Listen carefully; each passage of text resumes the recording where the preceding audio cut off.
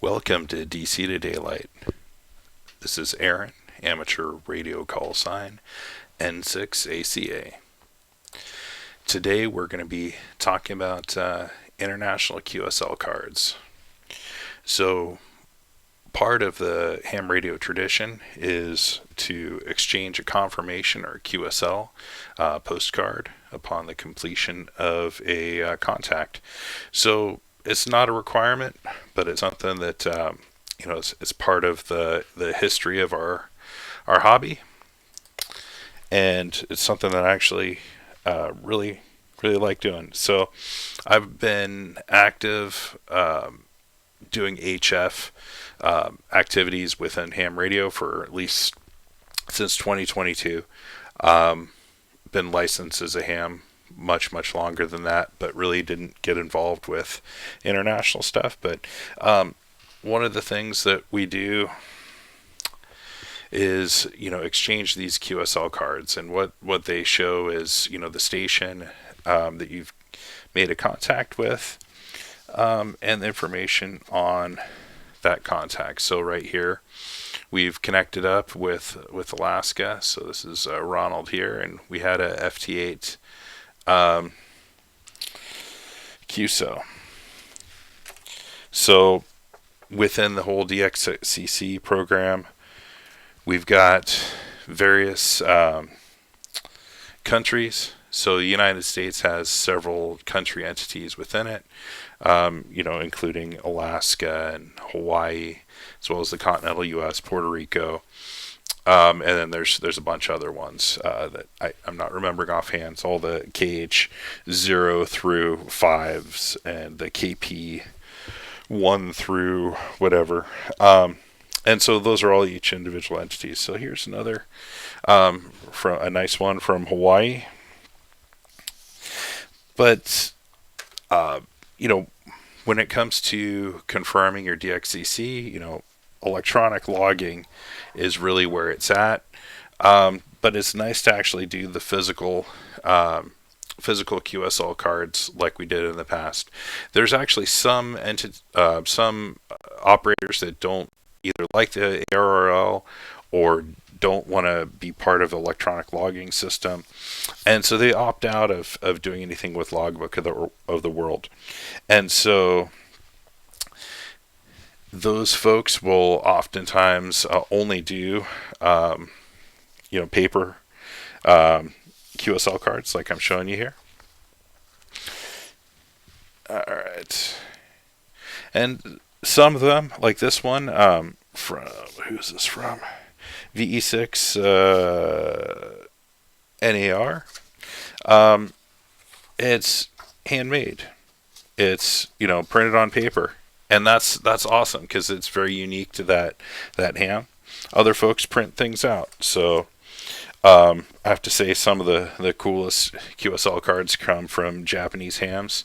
JA operators are awesome. They have attention to detail and best handwriting in a lot of places. Really cool QSL cards with their station set up. Man, this guy has quite a dish. Beautiful landscapes, and all the information you need to actually confirm a contact if they don't actually do it electronically. So you have the call sign, the day, the month, the year. Within there you also have the time. That's blurry. That's the card. That's or the camera, not the card itself. So in each of these, we'll have the information about where they're activating, where their QTH is. Like this one right here, they're licensed in a specific area, and then they're working within a different zone within their licensing structure. Certain countries require that. U.S. doesn't require it. Some folks actually do that. Some of these cards are actually, like, I almost want to frame them or put them up on my wall. I don't have a really adequate source to store these right now. I just keep them in a shoebox. Other folks, put them in binders or whatever, display them on the wall. But yeah, some of these, like I was showing some of the folks in my local club, the penmanship and the attention to detail from a lot of Japanese hams is pretty awesome. This one is laser printed. Other folks, like right here, just got this card today from E44OM in Palestine. That I was electronically confirmed, but it's really cool to actually have a physical instantiation of that contact. As are like this one from Ireland, pretty awesome. For some reason, there's certain bands that really reach well. With Wales and Ireland and Great Britain, I've had really good success on 30 meters for some reason. Then there's the other ones like this. Okay, this is pretty awesome. So working Antarctica from California is pretty cool. So I guess that is the German research station there. So Neumayer 3. So that's cool. And man, with that guy, sometimes he's got whisper up instead of digital mode, so it's sort of a tease because it's like, I can't actually make a QSL with you, buddy. As well as so like say St. Vincent and the Grenadines. There's a lot of Caribbean stuff that is sometimes harder to work because of the noise in the area. But let's see, this one is FT8. So I have a lot of digital contacts. This one in let's see, Montserrat here. That was pretty recent. So it's cool to see where the countries are. So this one is I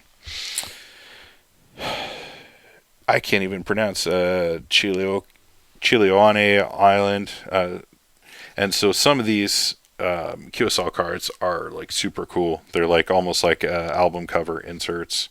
They've got the stamps, all the information about what was going on, the hijinks they got up to on the beach building antennas, and all the operators that I'm very jealous of getting out there. Because who doesn't want to go, work out somewhere there? I know it's difficult and can be hot.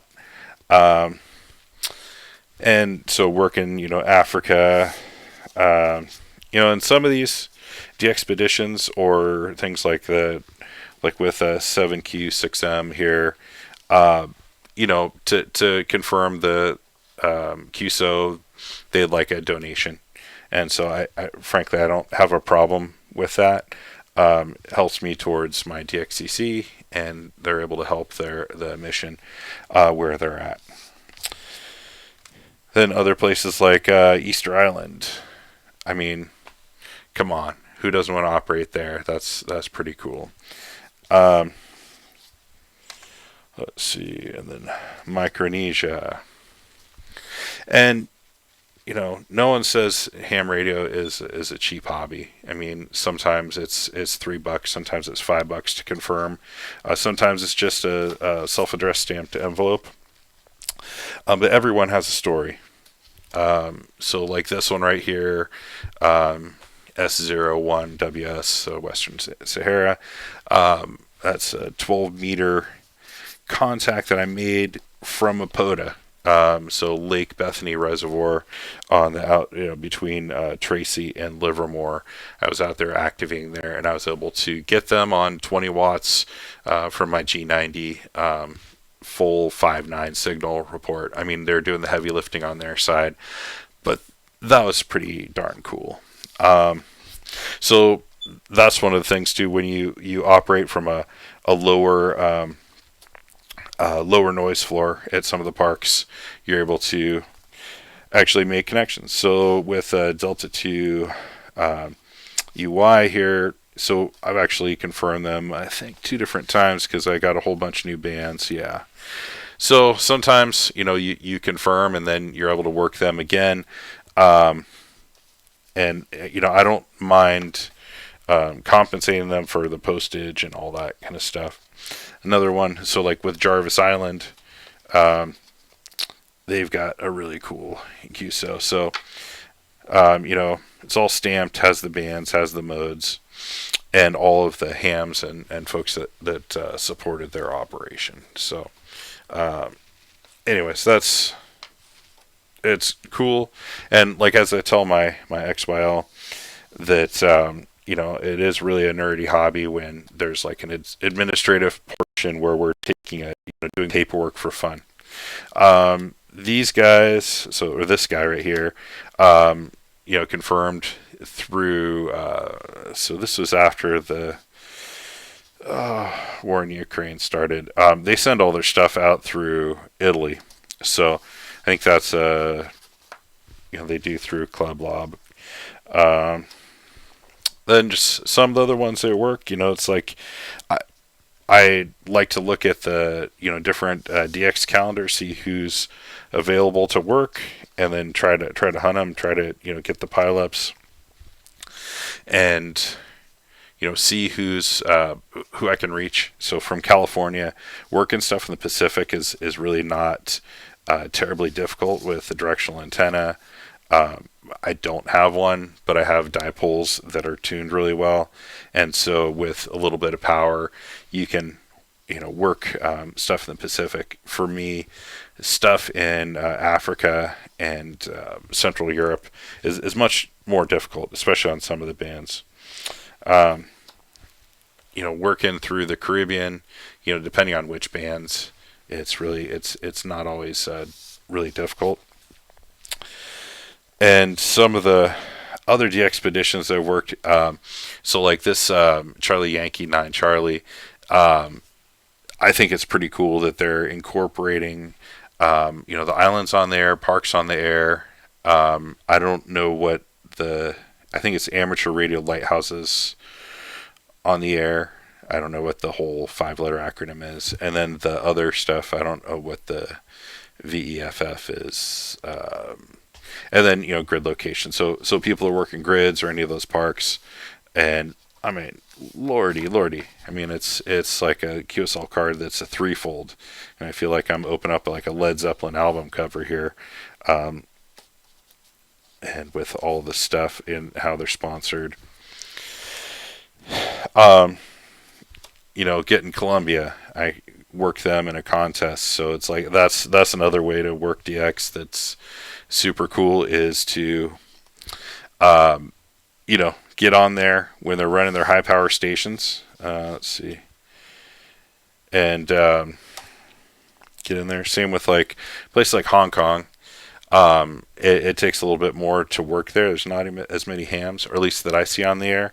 I believe this one is, I worked Hong Kong on FT8 a bunch of times. And then Delta 4 Kilo.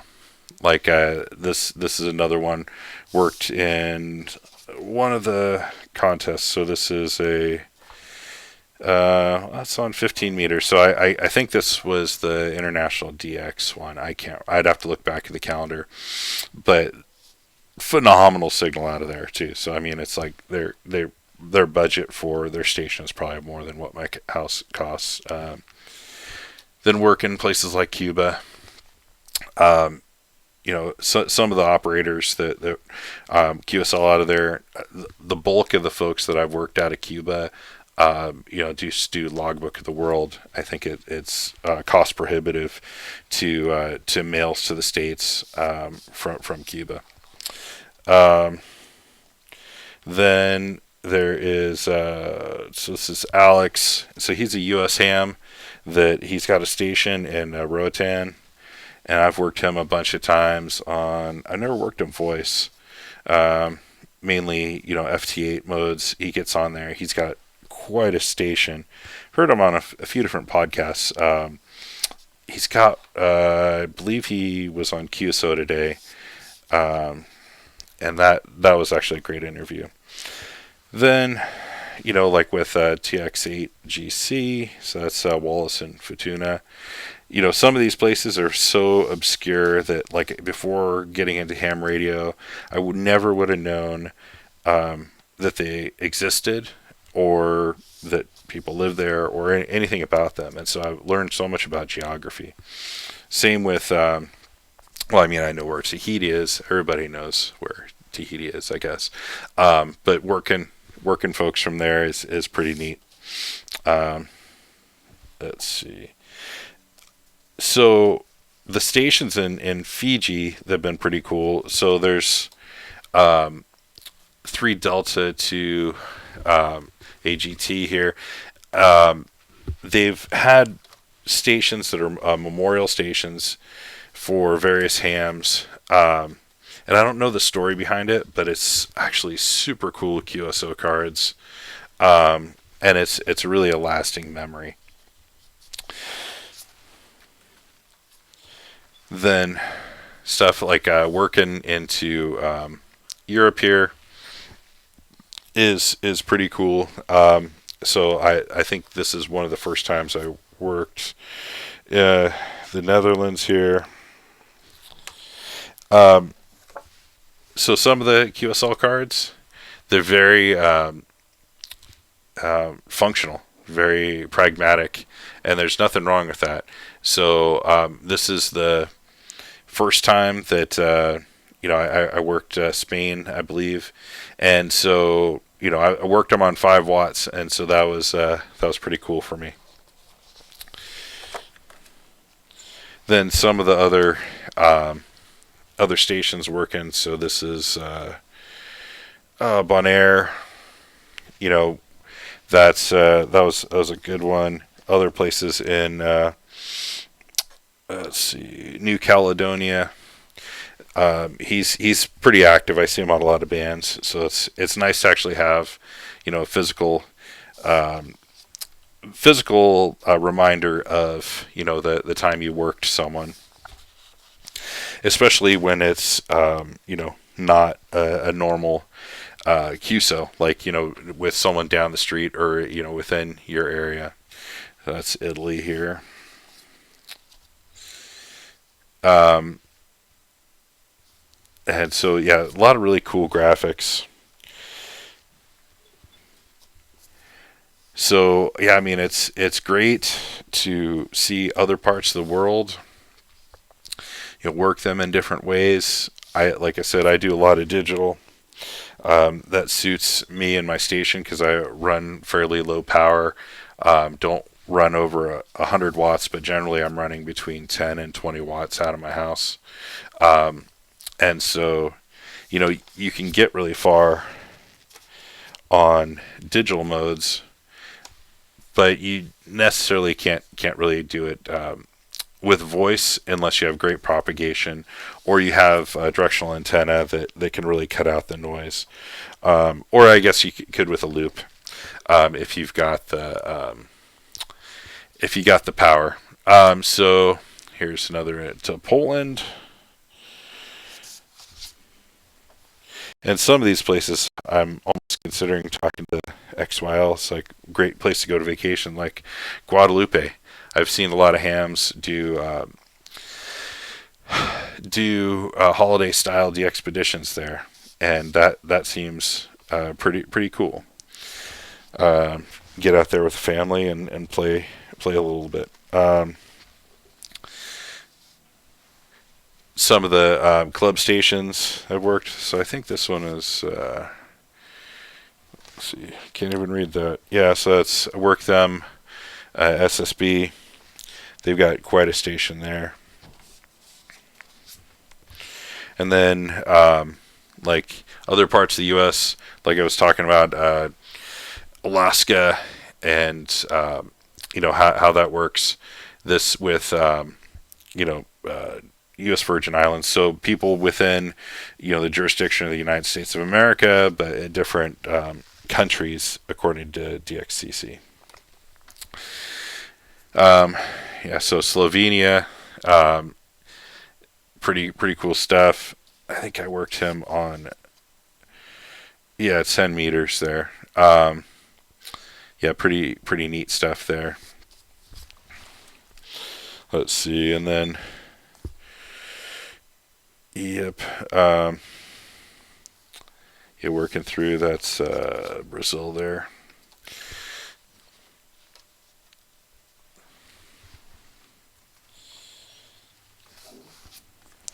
And other folks, let's see. Yeah, I worked her. She had quite a pile up. VA7TU. Why is that not? Let's see. All right. Yep. So then some of the other biggies, like with Clipperton, TX5S. Really quite a cool thing there.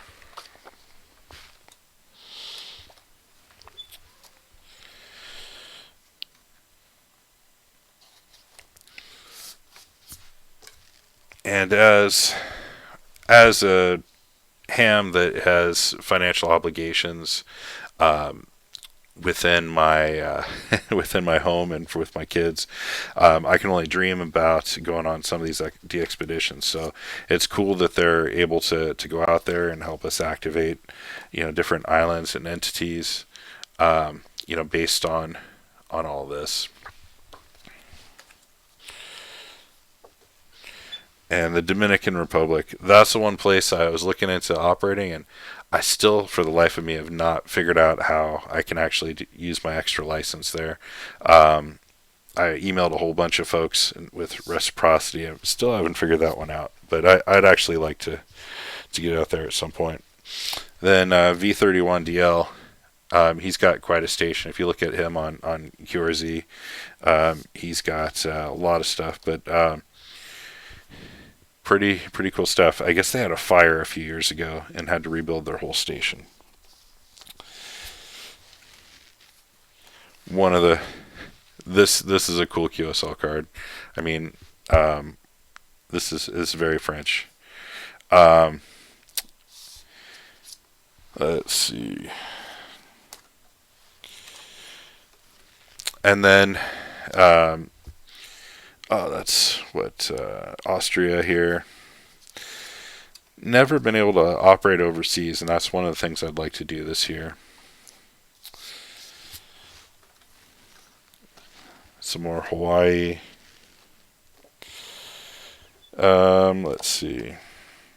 Oh, another thing that I see quite a bit when it opens up for the propagation is South Korean hams. I love working them. Don't see them as much as JAs, but definitely strong signals. And some more New Caledonia here.